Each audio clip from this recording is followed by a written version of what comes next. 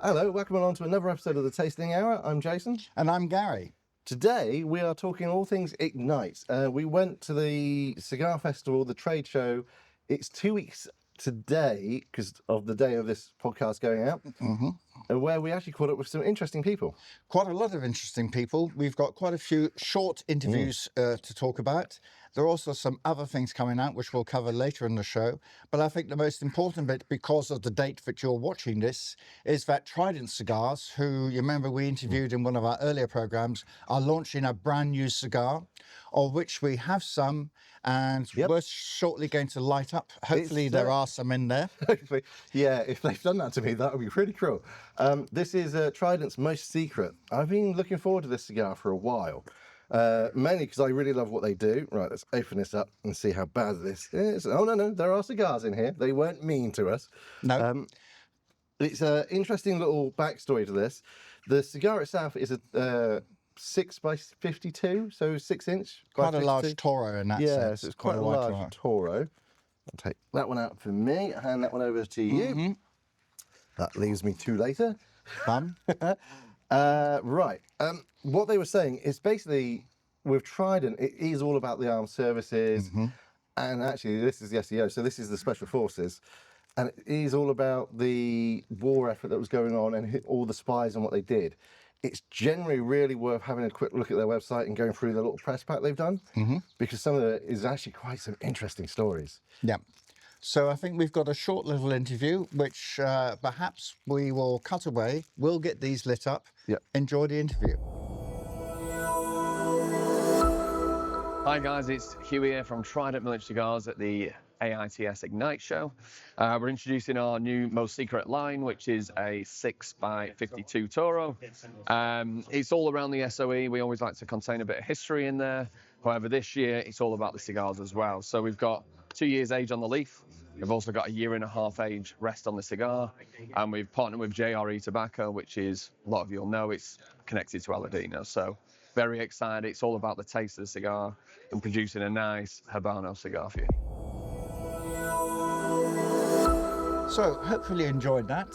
For those who don't quite know what SOE or Special Operations Executive is, you need to think of a couple of war films. Odette is one, Carve Her Name with Pride, two of the operatives who, or one of them certainly died, but were parachuted in. A lot of them got caught by the Gestapo due to false agents in France and other countries. I mean, when you think about it, they were nuts. They were out and out nuts. To go in and do what they did in a time where it was the death penalty. If you were caught, that was it. You weren't coming back. And a lot of them did die due to this. Back to the current thing, I'm enjoying this. It's an interesting flavour. It's much softer than their other cigars. Yeah. But ours are warmed up in the sun as we sit here smoking them. As you can see, I've got a nice little ash column. The construction, I'm very pleased with the construction. For me, the only negative thing, because there is slightly, is that label is huge. I mean, that band is massive. That's very American to have a band that big. But that's neither here nor there. It's an interesting taste on a cigar. It's not a mild cigar. It's at the top end of mild. It's not your morning cigar, is it? I mean, we'd be all right. We would be all right. I think for the casual smoker, early evening after a meal, it would work at some weddings for those who have time to smoke for that long. Yeah, I mean, this is probably a safely an hour smoke, really. Yeah. Which is quite nice. It's the price point, that's an interesting mark. It's the low 30s, late 20s. Yeah. So it's around the 30 quid-ish mark, depending on where you are. I have to admit, I think it warrants it. I think it does actually warrant that I think so. When you allow for the fact that they've changed their schedule, we were talking just off camera about their policy. Used to be per box they would give so much to their charities. Yeah, they've now changed it to, what is it, £1 a cigar regardless? It used to be £1 a cigar if you bought them singly, or 10% per box. Now it's £1 per cigar that is sold goes to charity. Yeah. And I think that actually is lovely to see that there is somebody out there giving it back. Yep. That's really, to me, that's one of the reasons I wanted to deal with them in the first place. So it's nice to see that. And I have to admit, it's also nice to see that they're actually a company that is going literally from strength to strength. I should to, and as I said briefly earlier, but I'll also finish that subject off. You're seeing this on the 29th. That is the launch day for this cigar, and they've got a do, I think, up in London as we speak, as you might say. Yeah, actually, I believe this show airs about 45 minutes before their basically release kicks off. So some people might actually be smoking this with us, which would be nice. That'd be quite cute. So there we go. Let's change the subject over slightly. We're going to do some more of the interviews now. We're going to start with Zach from Drew Estate, and then we're going to talk with Anthony from Brightleaf about what they've got coming up, and then me and Gary will discuss what we think about what they got coming up. So we shall see you in a couple of minutes. Hey everybody, this is Zach from Drew Estate. I'm excited to be back at the Ignite Trade Show 2026. This year we're releasing the new Drew Estate El Tigre Dominicano. This is our first cigar from the Dominican. This is the Toro size. So in the UK, this will be coming out hopefully around the summertime. And you know, it's a very good cigar. This is the first cigar that we made from the Dominican that's full traditional. It's Dominican forward. It has some Sumatra binder in it, and you know, it has a very white pepper flavor to it, also with a caramel espresso note as well. And also in the UK, they also have the Selection de Mercado, which is a UK exclusive, which over in the States, we're very jealous of because it has that beautiful rosado wrapper on it. That color is just magnificent. So if you're in the UK and you want something special, go find one of those. But over the summer, you'll be seeing the El Tigre as well. What's going on, everyone? It's Anthony from Brightleaf here at Ignite 2026. On the beautiful Brightleaf stand, we've got some amazing new cigars this year. A little bit of a return of a bestseller, which is the Amazon Basin from CAO. Already 3/4 sold out. So if you want them, get on them pretty soon. We've got the Elvis Presley from Freud, which is a brand new cigar, limited edition, exclusive release from them, with Elvis's likeness on the box and on the bands. We've also got HR cigars from the Rabena family, brand new to the UK. Really, really good. Amazing cigars, amazing selection, and beautiful people. What more could you ask for? So there you go, that's Zach. I really like Zach. He's not just because he keeps giving me a lot of the M81s, but I really quite like him. He's a great character. And actually, that's the sort of person you want to be dealing with in the cigar industry, I think. Somebody who's very keen on his products. I mean, it was interesting. We didn't mention in the last program, and it did feature a little bit at the show, is that the M81 is now on a very small mini Panatella size. Yeah, it's 32 ring gauge, isn't it? Something like that. It's really small. But it's got all the ingredients of the big one. Not quite as strong because you're not smoking that long, but a nice little cigar. If you want to finish your evening off and don't want a long smoke, it's literally about great. 7 minute smoke. So if you want that proper quick hit. That's it. The other stuff he was talking about, one of them is a UK only release, which is quite interesting. The Yanks don't get it, but the first one he mentioned, the Undercrown.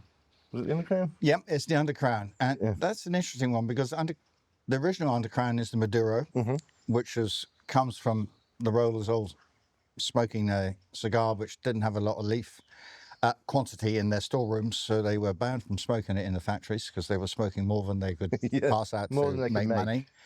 And they went off and found something almost very close. And I don't smoke it often enough, but actually it's a very nice cigar. The shade one is totally different. The rollers have I think, been sent off to find something that suits the name and is a really smooth, creamy cigar in its own right. This new one, I think it's somewhere in between. Yeah, it doesn't have that same hit you in the face profile that the other one did. It's just got a very mellow. I think that's one of the things I've noticed from the cigar event. All of the cigars, a lot of them are there's a more mellow feeling to the cigars. There's nothing that's overly strong or there to really beat you up or overly weak even. It's a nice balanced approach. This new Undercrown suits the English market because if you started with a shade, you would move on to something like the Undercrown if you're a stronger smoker in late afternoon. Or even if you were following them for this, you would move to the Undercrown because it's got a little bit more kick in it. Yeah, that actually And you could leave work. the Matura to a bit later on in the evening because it is a stronger cigar. Yeah. Slight sweetness when you start it off. But they're an interesting brand and they are looking around because certainly in this country, most people don't smoke. Yeah. And I mean, don't smoke many cigars, and even cigarette smoking is down. And as people find out, that doesn't count in my shop. That doesn't count at all. So finding something that allows people to develop their palate or part of their history, I think it's got a decent place, yes. Now, moving on to Brightleaf, they've got a lot. They've got an Their awful lot. range has got a lot, and I haven't read through their new book, which I've got for this year. There's a lot of new names in there. Some, I think of some of the others have expanded. At the time we're recording this, my order from them hasn't arrived, so we've got nothing to wave at you, unfortunately. The same actually applies later on when we talk to Scott. But they have a lot range, and it's a good one. I mean, they do have Oscars. Yeah, they do. Our favourites, one of our favourites. They also Galeria have as some well. Massaros, the Elvis that he was talking about. That looks quite interesting. I am not an Elvis fan by any means. I will say, I'm not a fan of his music. And yeah, you can come at me for that one. I'll take it. But I do like the idea of that size format. To me, at the moment, that's my favourite format of cigar. Yeah, it's more of a long panatella size. I didn't really look that much at the tin because I was also thinking the name, it wouldn't fit in my profile from the shop point of view. But that doesn't mean it's not got a niche, because some of the shops have got much bigger markets and people to deal with. Well, as you were saying about Scott just a moment ago, that's an appropriate time to go off and have a look at Scott's little bit that he did for us. Hi, Scott here from Tor, here at the Ignite trade show at Whittlebury Hall. I'm letting the sales team get on and do what they do best, which is talk with their customers. And this year we have some very, very unique pieces that we are sharing with our retailers, including the Oliva World Cup football, which sold out at 9:05 this morning. So you'll find that in very exclusive and selected retailers in time for the World Cup. We have my father, Ellie Blue 20th anniversary humidor on display for about £20,000. Only 70 were released globally. We have 3 for the UK market, and hopefully by the end of the trade show they'll have found homes across the UK in, again, exclusive retailers. We have new cigars at the show this year from my father, from Perdomo, from Drew Estate, from Oliva, from Hoya de Nicaragua, from Sheraton. We have a new sampler, and various other gift packs and very exclusive premium cigars that we've brought in on the limited edition side from my father, from Casa Carreo, from Hoya. So yeah, so we have a lot going on in our booth. It's going to be a busy couple of days, and as a consumer, a cigar consumer, you should see some of these new exciting lines arriving in stores almost immediately. Right, so Scott's very interesting. I like Scott. I've got a lot of time for him. Mainly because he is importing the M81, so I'm biased. The thing though that stuck out for me there was him talking about the football. Yeah, it's a nice wooden box. Takes, what is it, 20 Toros or something like that? I think it's around 20 Toros, yeah. And he managed to sell the 3 that he had at the show within 5 minutes, which means I didn't get a chance, which is fine. I say, let's be honest. From my shop's point of view. Yeah, you'd be sat on that for a little while, which is great. If you're into collecting humidors, that's a great thing to have. It's a great thing to have. I mean, Scott had a lot to say. They have a huge range at Tor. I mean, after Hunters and Franco, it is Tor, followed very closely by Brightleaf. Yeah. That's both most of the new world's taken care of. And then you come to the others after that. Yeah, the others after that, I mean, Davidoff, I would say, is a distant fourth. And then you've got obviously the smaller distributors therein after that. Yeah, and there's some nice stuff floating around. I mean, technically, Trident is one of the small distributors. Yeah. But I think what they're trying to do and the charity to support is actually very important. And I think that's really rather useful for why we brought it to the front. That's a good mention of Trident, actually. I'm about halfway through on my cigar. You're almost into your last third. How are you finding it? It's gone softer, having just purged it, as you probably noticed. But then That's been going for a good 45 minutes or so now, or certainly a good half hour. Well, I'd say you're It's- close to about 45 minutes, I think. Yeah. It's been a very enjoyable smoke, especially on a day like this. Absolutely, and there's a lot to recommend. And I like the fact that the English market, and there's some other brands as well, which are hinted on, which are doing some slightly softer cigars, which I think is very good, because most people will need a decent range of the softer cigars, whether it's, if I mentioned Sheraton, the Puro, Yeah. this one, another, so you can expand your journey slowly before you start going into what I would describe as red wine country. Yeah. Which is where I firmly sit. Yeah, both of us do, but not at this time of day. It's a lovely sunny afternoon. And it's nice to be back in the garden as I was well. going to say, actually, it's nice to be out in the garden again, where we started off last year. It's nice to feel this sort of weather. And because it's quite dry out there, although humidity's around, our cigars aren't going soft, which No. we had one or two occasions while we're in winter quarters. Yeah, it definitely did cause havoc on some of the cigars. And we were changing rather frequently. So it's nice to actually be on camera and actually smoking it all the way through. Yeah. We've got some more interviews, I think, Yep. and things lined up. What we got, we're going to break through a little bit and talk about what we got coming up for the podcast. Some of the stuff we were able to do at Ignite was basically put out some feelers. So we've got an interview coming up with Hunters of Franco, which should be great. I didn't think we would get them, if I'm totally honest. We have an interview at JJ Fox, where we want to talk basically about the Churchill Museum. Now, I want to do that one because I'm going to distinctly ask him, so, Churchill's chair, you've reupholstered it.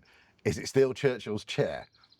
And that would be an interesting little discussion and we can have a bit of fun with. And I'll either stand off camera quietly or I'll adjourn to the smoking lounge upstairs while they While we argue. that one out. And then come back when I think the air is cleared a little bit downstairs.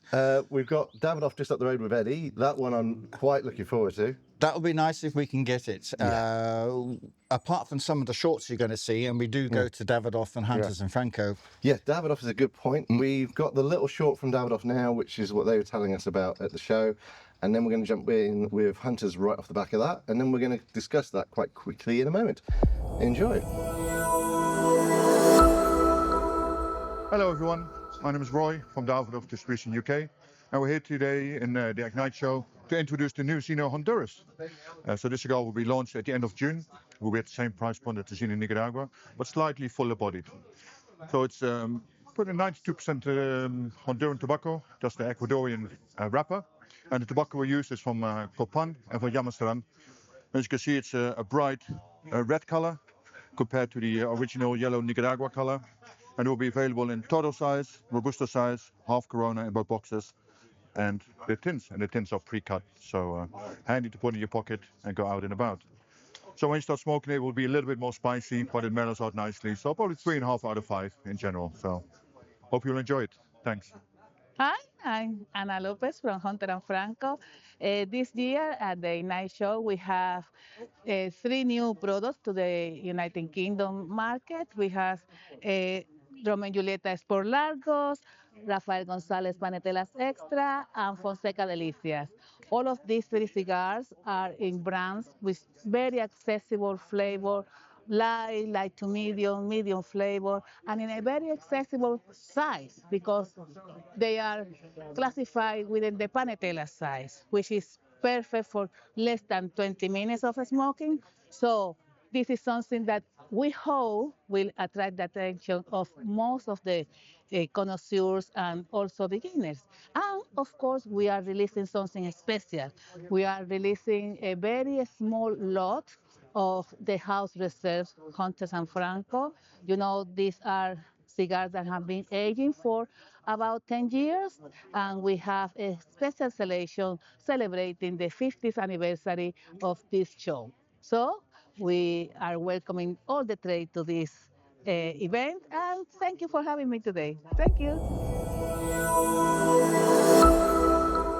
So I hope you enjoyed those 2. Davidoff have got the new Zino, as you saw in the clip. Honduras. It's interesting. We've both smoked one of each. Yeah. I think when they actually do come out, we'll need to smoke them again. Our first impressions, smoked them at different times. I smoked them one evening. Yeah. It pairs well with the orange in the sense that it's stronger. So if Definitely you've got, rough around the edges, though, isn't it? it's a bit, yeah, it could be a little bit smoother for what it is. It reminds me of some of the earlier Hondurans that I smoked a while ago. But that's not take anything away from it. I think from the market they're trying to get, which is, let's say, the lower end of the market, and particularly their tins Yeah, with the it's- 5 in, although they're plug, The pre-cut, which pre-cut. that just offends me. I think because I like the routine, it's the ritual for me. It's picking the cigar, cutting it, and lighting it. The fact that they're pre-cut, that offends me. It's just a bias on my own point. Yeah, but from the point of the market, it's going to non-smokers. Yeah. That I just No, put that's there it. on the Zeno, and I think that's perfect because Yeah, because they they're don't not- want, they're not gonna have their everybody wants to cutters. fiddle around with Yeah. those, and those little short smokes from the tin are ideal for weddings. They got something of the right size they can wave at the camera, and if as long as they've lit it, Yeah. nobody knows. Well, that's actually the beauty of it, isn't it? Once it's lit, you've got 30 seconds into it burning, and it's like, well, that could have been a much bigger cigar. And that's the whole key to it. You know, Yeah. and the boys do come in wanting the big long one. I've got no idea, as we've done, Yeah, how I long mean- it's going to take to smoke. Exactly. On that, actually, these are impressive. I'm They are. genuinely impressed with what Trident have done.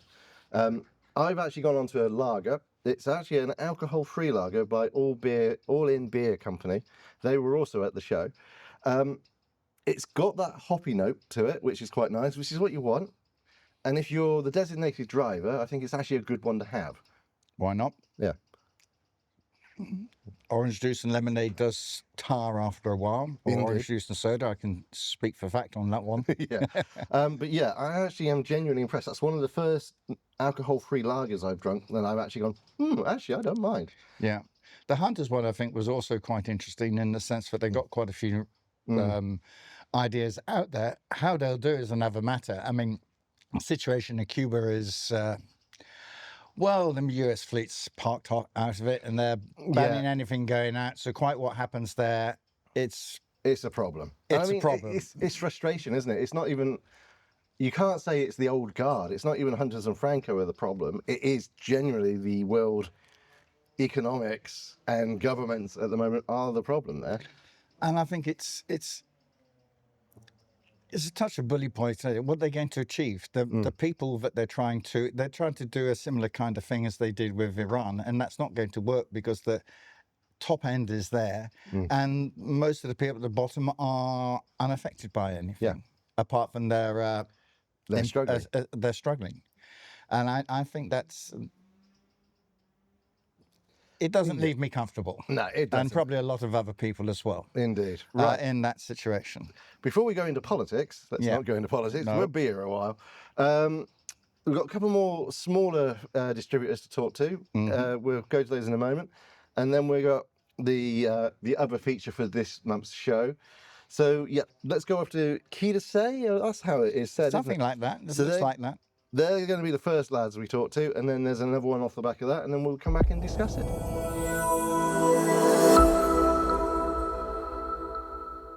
Martin here from Quisqueya Cigars, Liverpool. Quisqueya, a Dominican Republic cigar produced by the famous Eladio Diaz, ex-Davidoff master blender. We have launched 4 sizes, the Torpedo, the Robusto, the Bellicoso, and the Lancero. We are now 2 years into the business. We started bringing our first batch in September 2024. This is our second Ignite trade show. I'm currently smoking one of my favorites, which is the Robusto. It's a smooth, creamy, soft, gentle cigar. I'd say mild. It would go up against some of the finest Cuban cigars that I've ever smoked. We actually took Eladio, when we visited him in Dominican in Santiago, a batch of Cuban cigars, unbanded, and we asked him to try and make our blend fit in with that Cuban profile. This is what we have now got. He delivered it exactly to brief. We're very proud of the way it smokes, the way it burns. It's a fully packed, well-made cigar produced by a world-famous master blender. I'm very pleased to be with you. My name is Blas Elias. I'm with Las Villas Cigars from Estelí, Nicaragua. Last year we introduced here in the UK the Selección cigars. This is a wonderful San Andres wrapper with a Habano 2000 binder and 3 fillers from Nicaragua, Ometepe, Condega, and Estelí. And this year, we're bringing the book to your market. And this is another San Andres wrapper with Corojo 1998 binder and 2 fillers from the Nicaragua region. Guillermo Pena is the owner of our factory in Estelí, and he's going to say a few words, and I'll translate them for you in a minute. Okay, hello guys. Estamos muy orgullosos de presentar el tabaco para el mercado. En esta selección empezamos a hacer el tabaco desde el 2020. O sea, queremos que el propósito es que todo el tabaco tenga más de 2 años de añejamiento en nuestra cuarto de añejamiento antes de que el cliente, la persona final, fume el tabaco. We're very proud to be with you. We started with this project in 2020, and the objective was to have at least 2 years of aging before we introduced it to your market.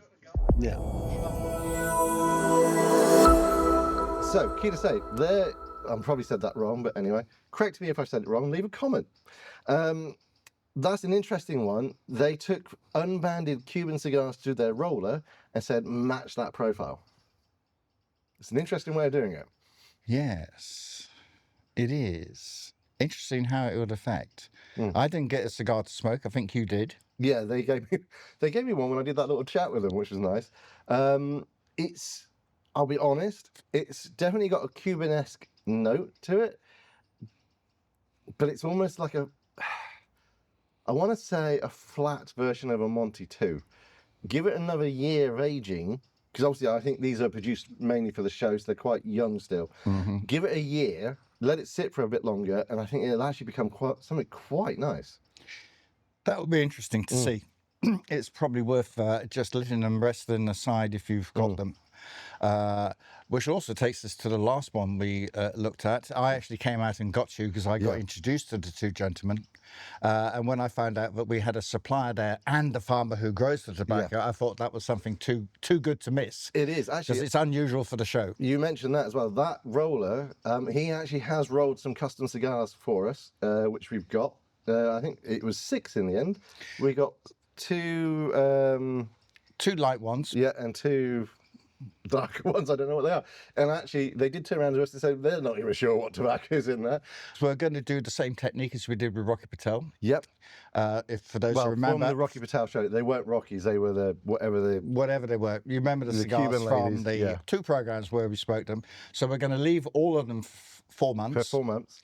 And because they do need a bit of aging. They've got a rest. They've already changed a little bit in the week that you've had them. Yeah. And no doubt that they'll develop. It's very interesting to see what they've actually got. And then the second batch we'd then do another 4 months later to see what it's going. It'd be quite interesting to see what they've actually rolled. Yeah, it'd be an interesting little development, actually. I'm quite looking forward to that experiment. And a nice bit of fun when we get there, because we won't have a clue. And they might be the best thing ever or the worst thing ever.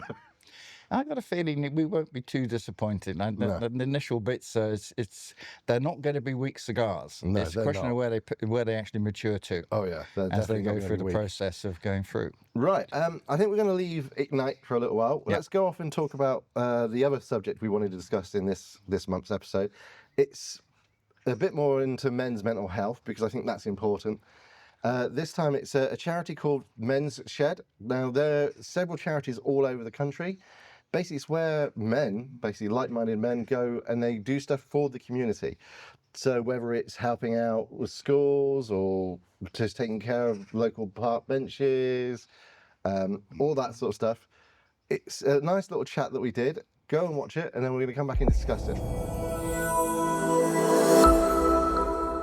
Men's Shed as a concept started in Australia probably 30 odd years ago, and we had in the village here in Wedmore, we had heard of the concept, so we started talking about creating one, and that was probably 5 years ago. But it took a couple of years to sort of really get the act together to sort of bring it to fruition, and led by some worthy guys in the village and the vicar. We did it in 2.5 years ago. We actually launched and initially used a disused Methodist hall in the village, Right. which they were trying to sell, but they wanted, it was good for them to have a tenant, so we were using that, but we knew that was finite. And in fact, after a year, it came to an end, which along the way, and at the same time, the village was looking at putting a village farm together, which was coming out of the Green Group, which is a very active group in the village, and we're sat on that farm now. So a 5-acre site on the edge of the village came available. So this is our corner of the 5-acre site, which we've been working on for 2 years. And from a green field, what you're seeing is how far it's been You've got developed. a lot here. I mean, you said we have greenhouses, we've got beehives, we've got plots for future projects that are going on as well. Yeah, and they've all been gifted. We walked the greenhouse up the road, about 10 of us on each corner. And That would have down been an the road. interesting site. And we brought there's another greenhouse we brought up. So we've had a lot of people have helped us, gifted us stuff. It's been almost no costs involved in launching this. Yeah, there was obviously cost in the building work, but that's just materials, I That was guess. done in-house because we had the skills within the men's shed to do it. It's And just that's the materials. beauty of the men's shed, isn't it? Yeah. It's being people who have basically just retired and they've got their skill sets that they've had and they pass their skills on to other people as you're building it. Well, yeah, you're talking towards 50 people involved in the men's shed. Some don't come to all the activities because they're an age where they just want to be part of the coffee and biscuits and that are going every week. And in the garden here, on the allotment side, we've got probably a hardcore of about 8 people who love gardening. So they're here doing it. You can see them. They're around now. So that's where it came from. It came out of Australia. We picked it up about 3 years ago, and it's meeting the social needs of men, really, because they can be isolated. I think that's one of the things that's really good about this sort of a project is it does bring people together. I think in a day now with pubs and that closing, that sort of social environment's gone or going. So having somewhere you can go where people can have like-minded skills and basically camaraderie, I think it's actually a real good thing. That's what it's about. And we've had, and some of the guys here have had difficult times. They've lost a partner, or they've just finished work, which can be quite traumatic for people. And here you can find friends, and you can find the number of people here. You'd be unlucky not to find people of your own like-minded nature. It's quite well documented. Men, when they retire, very often people fall off a cliff. I think it is because as society, the way we are, we're very focused, men especially are very focused and driven. If that focus changes because of retirement, you've gone from 100 miles an hour to 0. You need something. Yeah, exactly that. Particularly in rural communities, people move from the city or their place of where they've lived all their life and worked, and they move out into the country, escape to the country. I'm going to enjoy my retirement. I'm going to walk the dog, but I don't know anybody. Yeah. And we have so many members that have joined that have recently moved to the village, and they use this as a vehicle to meet other people. And my name's Dave Goss. Moved down to Wedmore about 11 months ago. I was coming down quite a bit to see my son, who moved 2.5 years ago, and kept reading the Wedmore magazine, spotted the thing about the men's shed, very friendly group of people, welcoming new members, etc. I had an allotment, and I've been into gardening for the last 40, 50 years. So, came up here, saw their little setup here and tried to add to it. And, it's just carried on, and we're gradually making it better and better. So at the moment, we've got parsnips the other side of the polytunnel. We've got garlic already coming up. We've got tomatoes coming up everywhere. We've got asparagus. We will be growing leeks, cabbages, Brussels sprouts, pretty much all the Pretty much the entire thing. potatoes, onions, everything really, a whole lot. Cool. So what made you want to be involved with Men's Shed? Well, because I was moving to a new area, saw the advert for the men's shed and what they did. It was a couple of months before I actually came up here because obviously moving house, you're busy anyway. Yeah. So, but yeah, came up and wandered in and was made very welcome. And every Tuesday, obviously tea, coffee, biscuits, and I sat there for an hour and a half, all around this table, chatting to people, getting to know people's names or trying to. And then I said, well, are we going to do anything today? Because I'm a bit of a doer as opposed to sitting there just talking, you know. So yeah, it's and I haven't regretted it at all. Some of the projects you've been involved with were involved in the local school, building some bird boxes. What other stuff have you done? Within the community, we try to help, you know, other local groups. So Wedmore in Bloom, for example, we help them with refurbishing the tubs, the planters.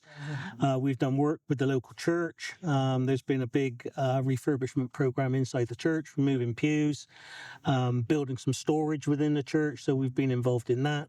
We have a team that help with footpaths, so clearing footpaths. We're fitting some stiles this year for them. So we work closely with the parish council on a programme of refurbishing the benches around the parish, some of which haven't been touched for many years. So yeah, there's plenty of stuff to keep us busy. So you moved here in 24. There was nothing here when you moved here. So Nothing. everything you see around us is what you guys So have built. we've built the common room and the workshop area to give us a place to be, essentially. We were quite lucky. The village farm at the time, they needed support. So we helped them with laying out the whole of the farm here, the beds that you can see all around you, polytunnels and stuff like that. And in turn, they've allowed us to take the N2 bays over there that we now call home. Did see you actually do have a boat? Yes, we do have a boat. Yeah. We're not called the Isle of Wedmore for nothing. We are surrounded by water, and we've had plenty of rain this year. But a couple of years ago, one of the guys bought a boat kit, and it's been a useful focus for some of the members that enjoy that type of woodwork. That they just come up and get on with it, and it's very close to completion. If people want to get involved with Men's Shed, they just come to you? Yeah, there is an association. There is a national association. If you Googled Men's Shed, you would probably find like a central office where they have information on it, how to go about it, how to do it.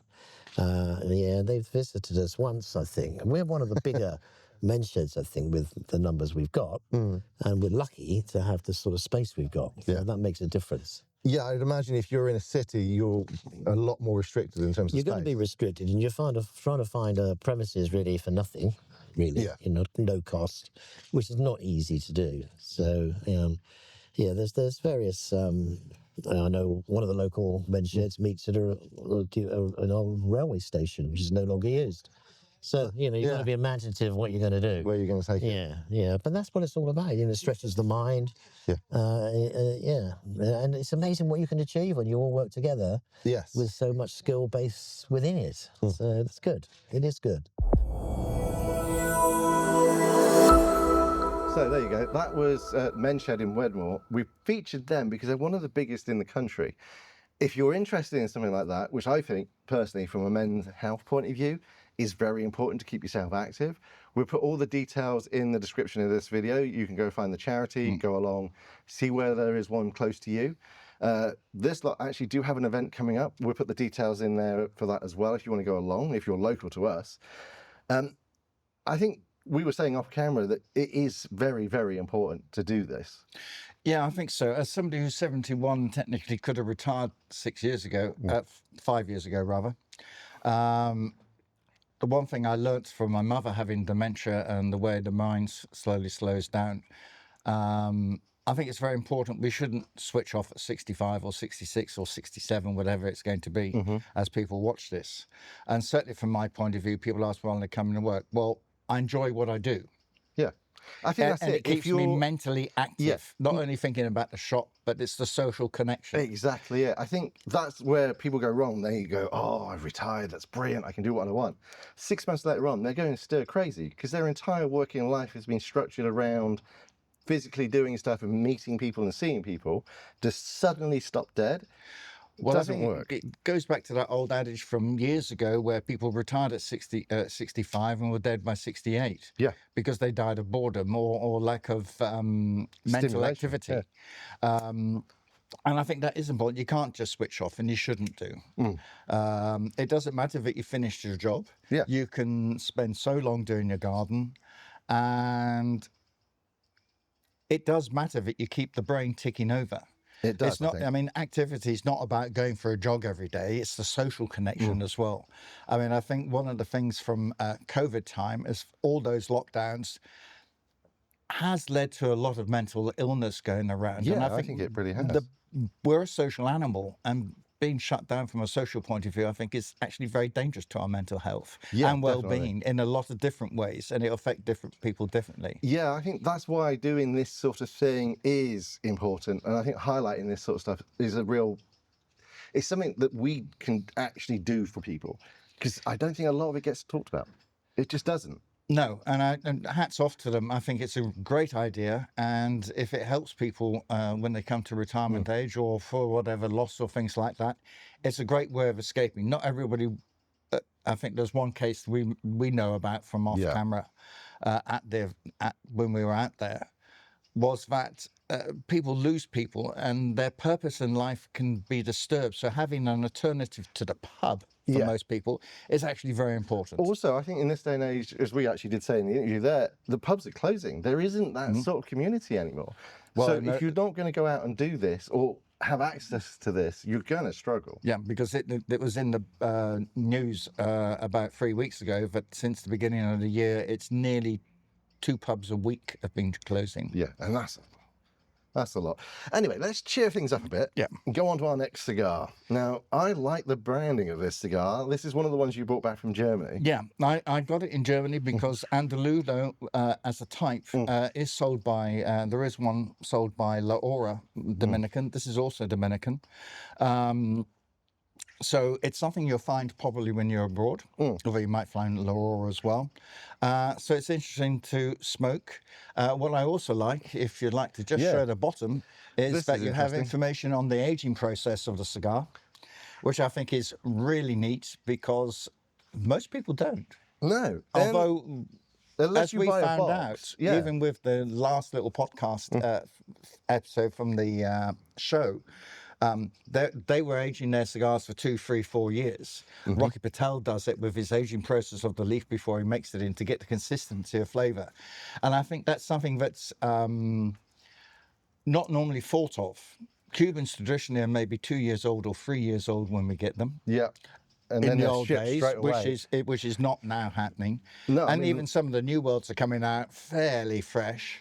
Well, yeah, I mean, the last box of the Epicures that you and I shared, that I think was late 25. Yep.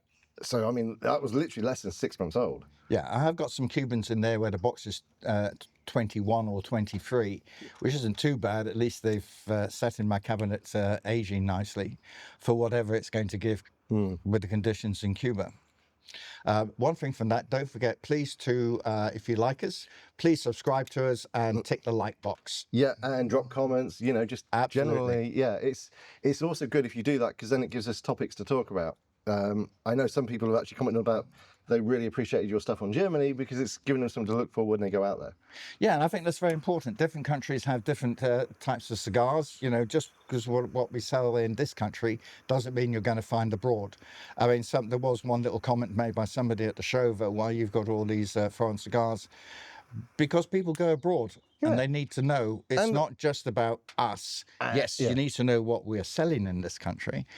But if you're going away and you're thinking of your duty free, you can find stuff. Although in a good tobacconist, they should know, and you can describe some things and they'll get you on the path anyway. Also, we aren't just a UK show. Our audience does spread quite a bit around the world, actually, which has been quite an eye-opening experience for me. It's quite a humbling experience. Right, let's just light these up. So we're going to light these up, and are we going to do the cocktail next? Yeah, I think what we'll do is we're going to this month's cocktail. It's called the Bluebird. It's named actually after the little cafe that's doing these little inserts for us.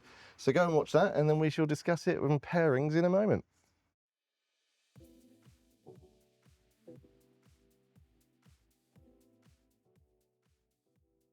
Hello, I'm John from the Bluebird Cafe and Bar in Wedmore, and today we're going to make our house cocktail, the Bluebird cocktail. We serve this in a large wine glass. Firstly, we put plenty of ice in the glass.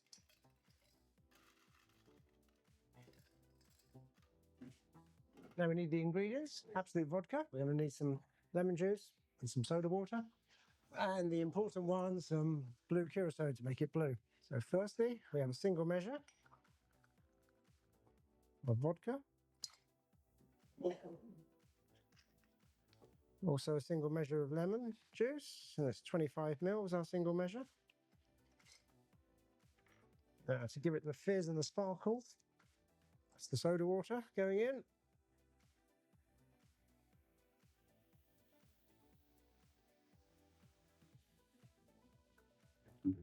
And then the magic comes, we turn it blue.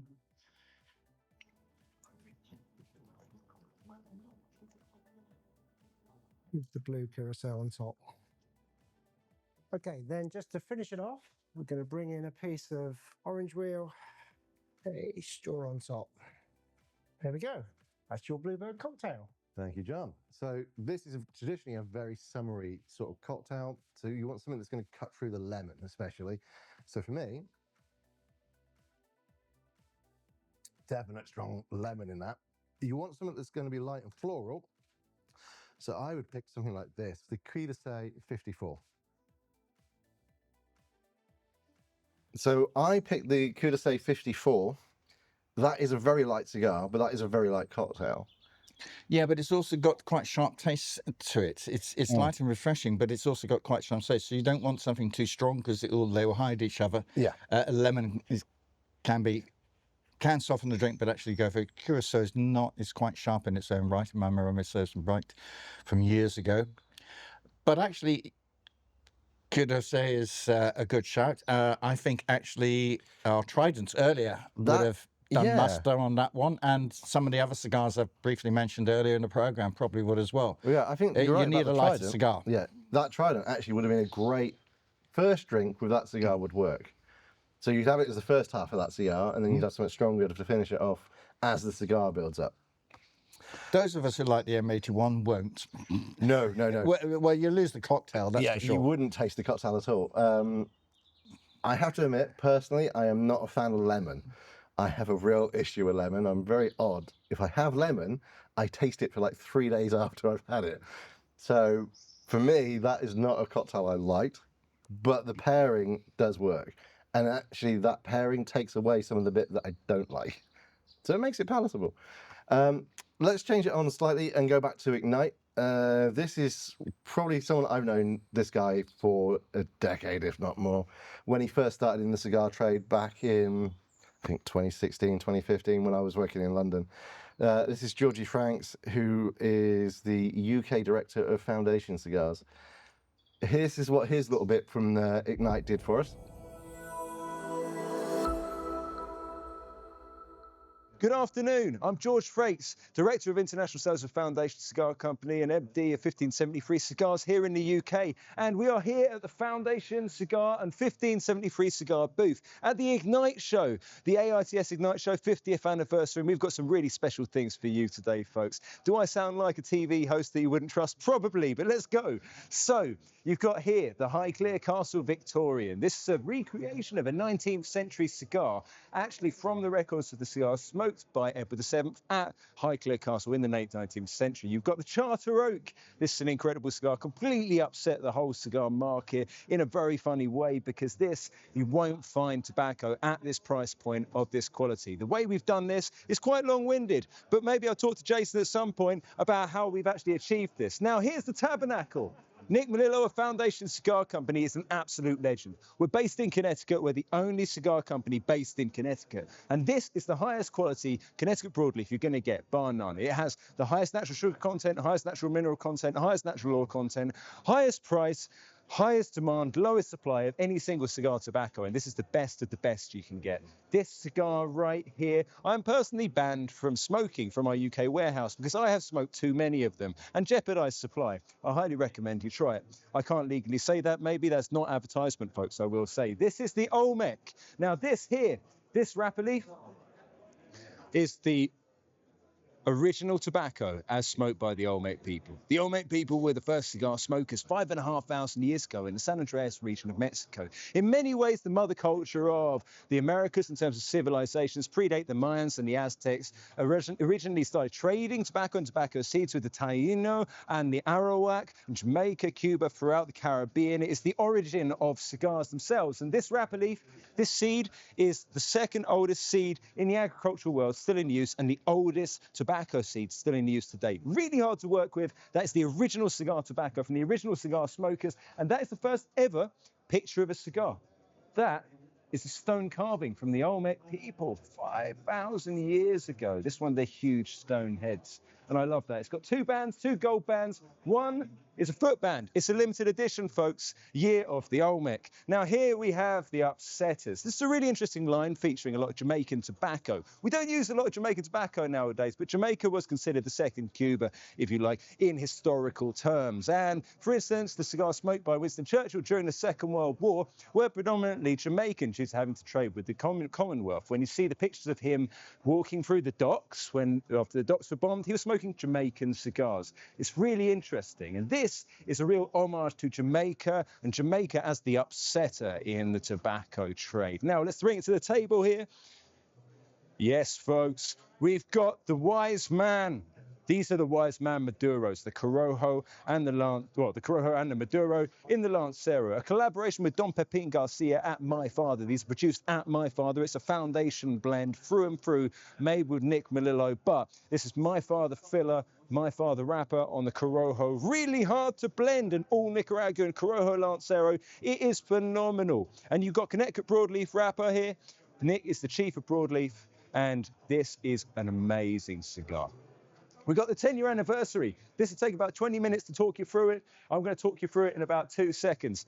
First and only time this wrapper leaf has been used. It is phenomenal. It's grown on the Foster and Dunn farm in Connecticut, where the foundation office is based, and it is just truly incredible stuff, this. And this is what we have on our stand here today. It's amazing to see you, Jason, and it's amazing to see you, folks. Thank you so much for listening to me rant for a little while. I'll keep ranting, but maybe, Jason, we'll turn the camera off for your sanity.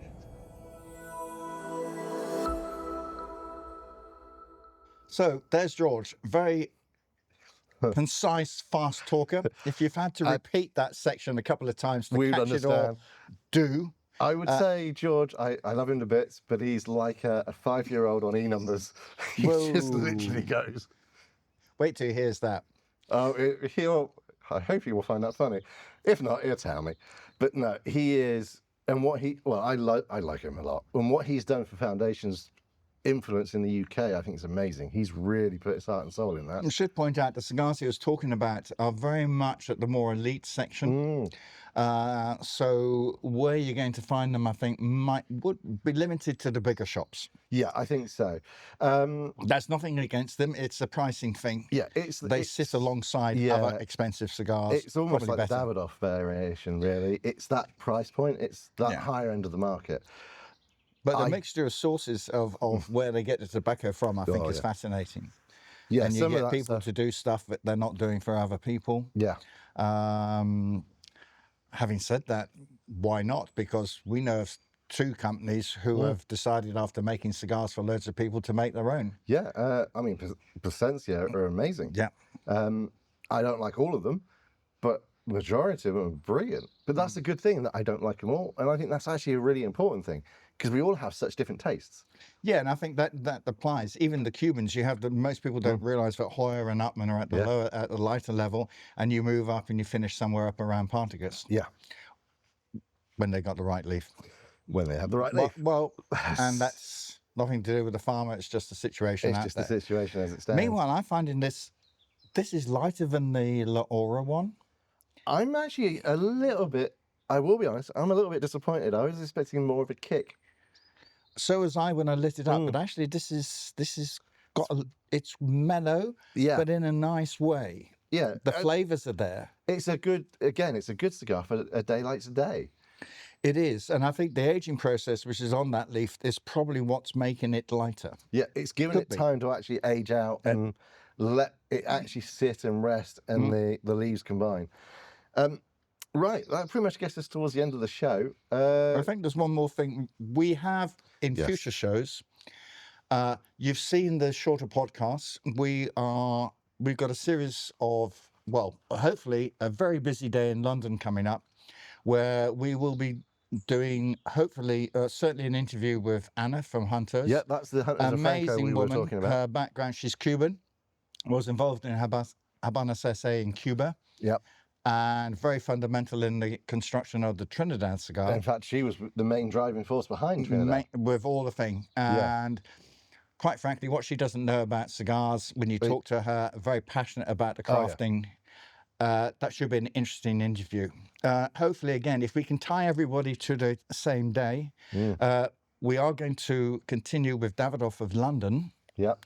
And certainly, hopefully, tie up with both Eddie and his father Edward, because them in the tobacco trade should be interesting. Yeah, for the UK, they are cigar royalty. Yeah, and it should be a very interesting conversation. And they're very down to earth, so it's not going to be the typical, Instagram reel. This is the bling or whatever. It's going to be a nice, serious little chat about their career and how it's formed into the masterpiece and amazing, dynasty that it is. Yeah. I am very much looking forward to JJ Fox doing the Churchill little museum bit. That should be. I think you're hoping to get AJ from Twickenham. AJ has said he wants to do it. Now, me pinning AJ down is like difficult to say the least. I've known AJ for decades. He's probably taught me more about cigars than anybody else, and he's the main reason that Thursday Night Smokes even happened. So he is that. So I would personally like to do that just as a sort of like paying it back, essentially. The last interview we hope to do is on a very topical subject of legislation. Yep. And there's a lot coming through at the moment. And actually, that was quite nice because I've been wanting to do this for a while, but nobody really wanted to talk about it. Well, but when we were there, we actually got the opportunity to put our case to them, and they saw it. It will be a very important discussion when we get to it. We can't say anything because we don't know actually quite what we'll be allowed to talk about. Yeah. But it'll be essential when we know the podcast date. We will make sure you do need to watch it. Everybody needs to watch this one. Because there are things in the legislation which will affect everybody. Yeah, and it isn't just about the 2009 cutoff. No, there's more going on, particularly for I think they've already declared there's going to be a consultation period. We won't say anything more. That's as much we'll leave that until we've done it, and when we know we're going to push it out. Yeah. So the usual, if you liked the video, of course, please do drop us a subscription, like, follow, share, talk about it to everybody, drop comments, and we will catch you on the next show. And hopefully it'll be nice and sunshine again and we'll still be in the garden. Yep. See you then.